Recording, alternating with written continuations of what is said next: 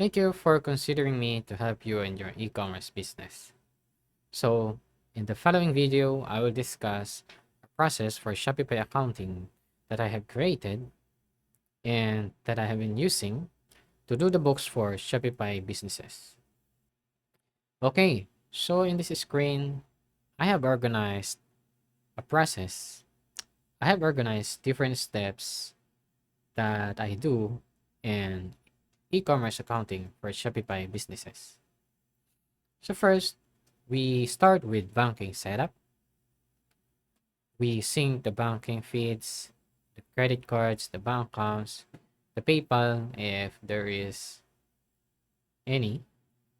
And then we move to categorizing transactions first, categorizing the expenses, categorizing bank transfers, except for the payouts or settlements deposits.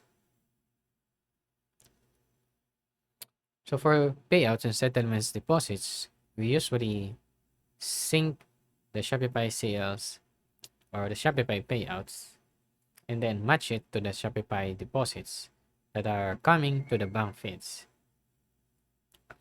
After all categorization has been done and the bank register has complete transactions, then we can do the bank reconciliation.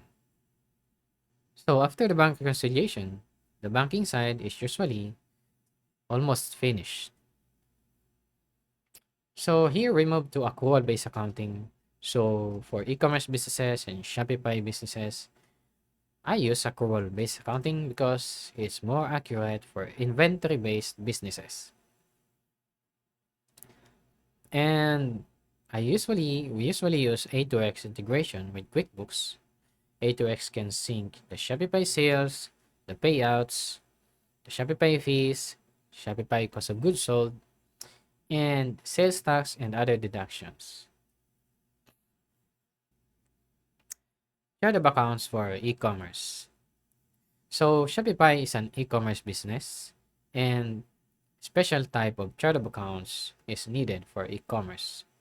So we need to break down the sales for Shopify with items like Shopify sales, Shopify discounts, Shopify refunds, Shopify fees, Shopify cost of goods sold, Shopify sales tax, and Shopify shipping, and other things that are being deducted from the payouts. For example, the clearing accounts like Shopify clearing, Shopify PayPal clearing, Shopify installment clearing, and other payment methods like Klarna clearing, or if you use other types of payment methods with your Shopify, you need to separate the clearing accounts.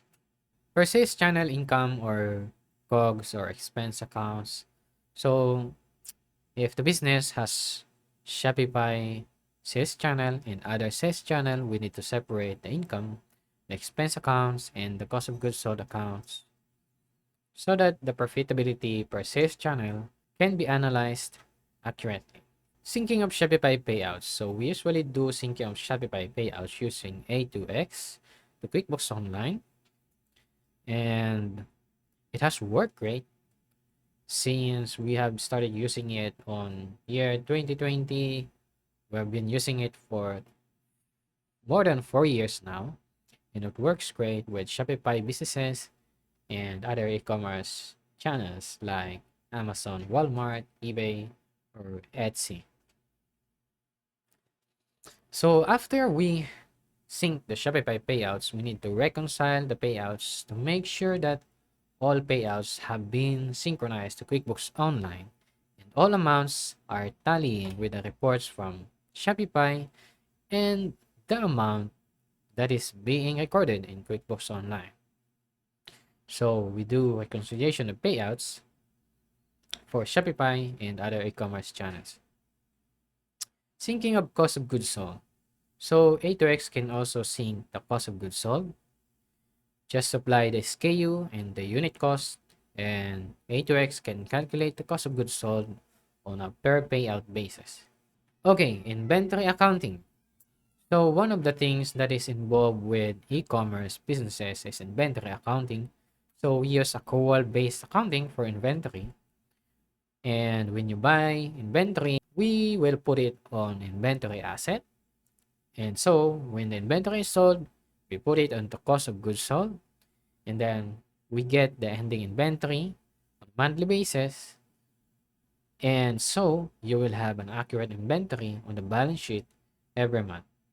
After all has been done on the banking side, on the Shopify payouts and sales, and then cost of goods sold and inventory has been taken care of, it's time to generate the reports and analyze financials of the business. So the last part, we will do financial review, and based on the trends, on the issues and problems that I see on the financials, I also make recommendations on how to better understand it and some solution that can help the business owner solve the financial challenges that I have seen on the financial reports. And this concludes the process for Shopify accounting for Shopify businesses. All other sales channels have similarities in the process. This one is specific for Shopify business. Okay.